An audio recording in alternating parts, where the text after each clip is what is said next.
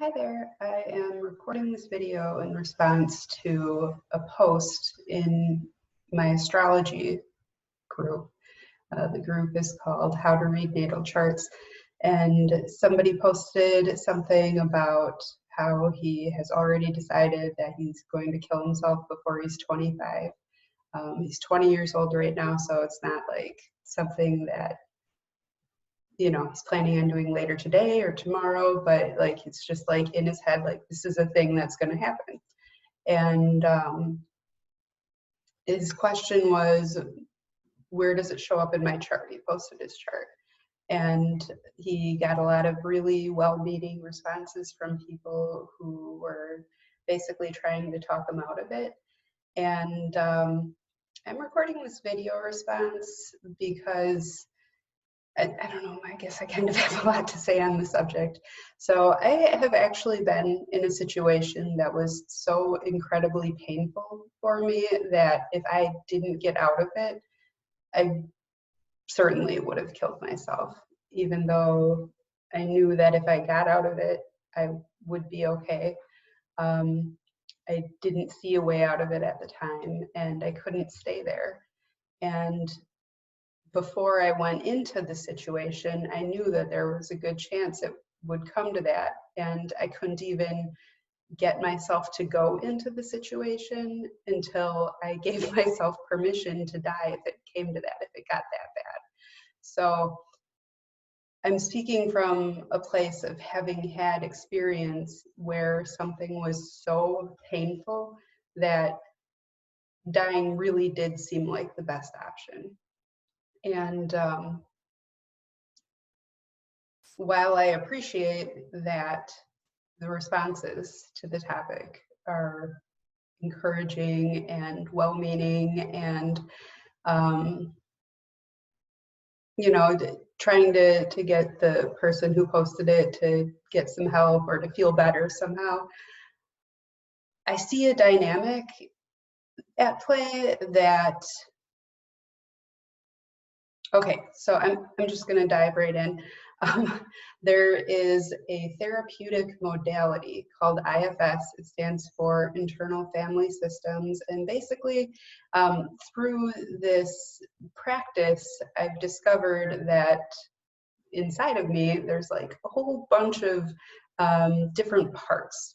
And most people, if not everybody, is aware that they have different parts of them. Like, people will say things like, part of me is angry, part of me is sad, part of me just wants to forget about the whole thing and move on with life.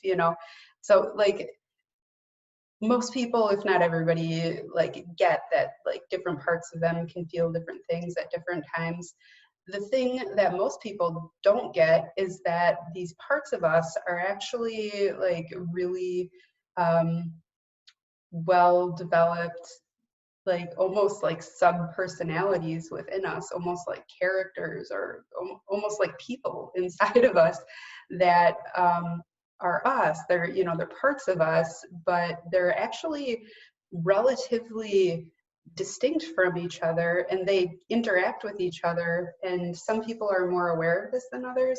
The vast majority of it happens unconsciously, and in some people it becomes a very difficult place inside of them. They have parts that are so separate from each other that it becomes what we would call like dissociative identity disorder, or like multiple personality disorder is the name it used to be called. And that's a result of trauma. So what happens when somebody experiences something extremely traumatic is that parts of them have to deal with that at the time, and then in order to move forward in life without having the opportunity to process that trauma, um, those parts of them that are carrying the weight of that burden, that trauma, can't be allowed on the surface that much because they're kind of dangerous. They're carrying all this trauma, right? So they get repressed, but the system that's the inner system gets so split apart by it because of the trauma, that they actually like parts of them can't coexist at all with other parts of them.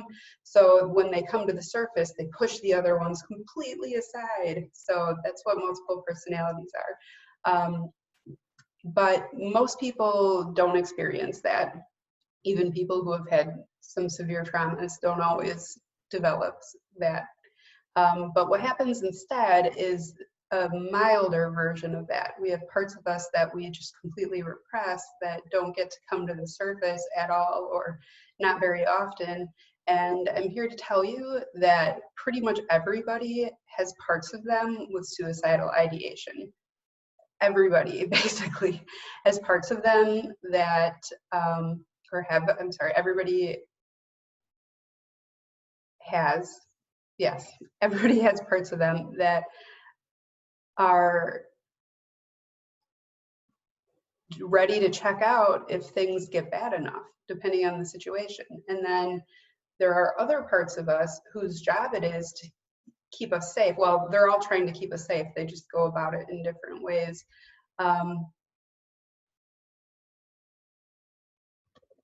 Everybody has these parts that are like trying to like, no, we don't do that. Self-preservation is very important. We need to go on living. These are all the reasons we need to live. These are all the ways we can accomplish it. These are things we can do to get help. These are the other options. We, instead of doing that, we take these drugs. Instead of doing that, we go shopping. Instead of doing that, we look for a relationship. Instead of doing that, we go out and get into fights. There's all sorts of different responses that we have to try to keep that pushed away. Or like, if I just become successful enough, then I won't have to die. So I have to really just strive for success.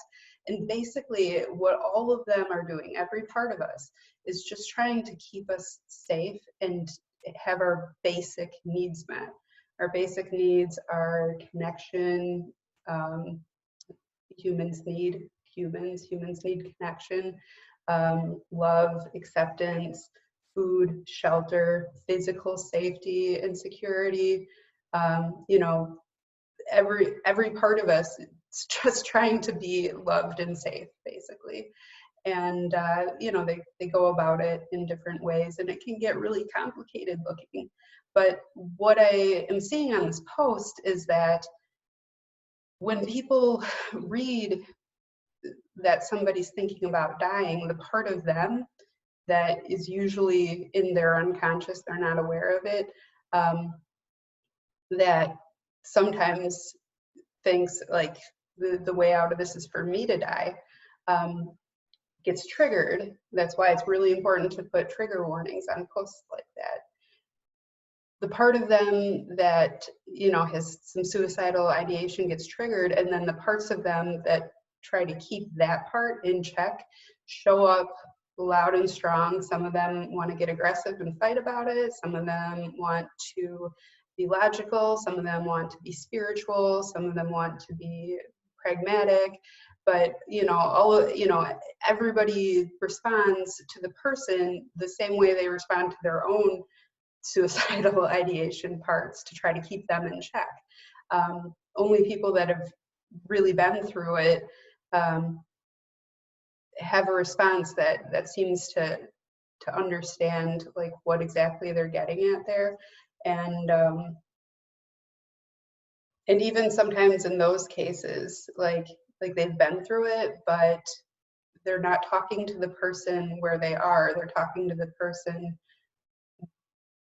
where they are, like where they're talking from where they are, not where the person is. Like and that's fine too.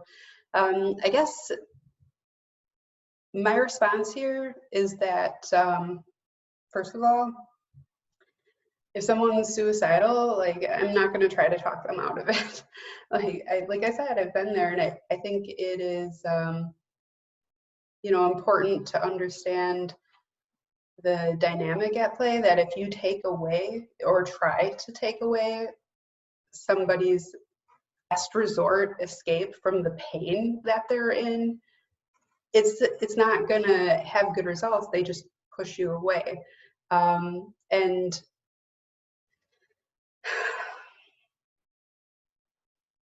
there's a part of me that feels like I need to be really careful about how I word this.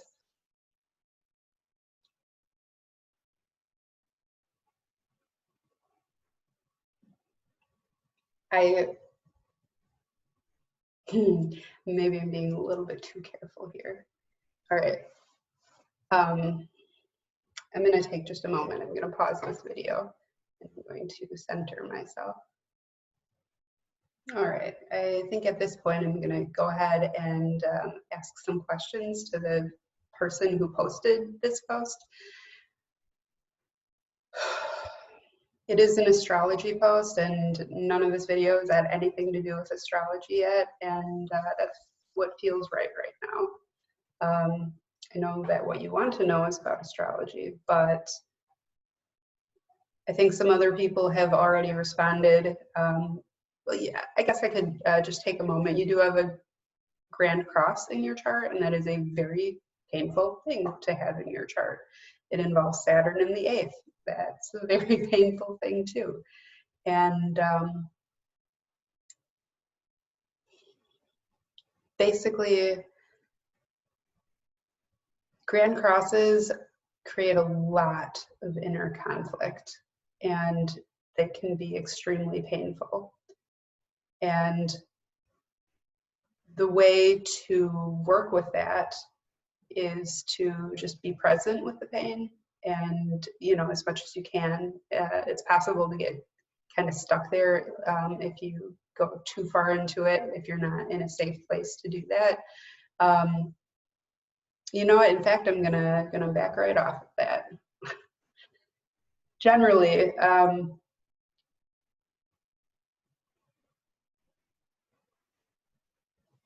right, I'm gonna pause again. All right, so basically what I was trying to say is that it's understandable that you're in a great deal of pain. It shows up in your chart, and the thing about Grand Crosses is that they stimulate a great deal of growth.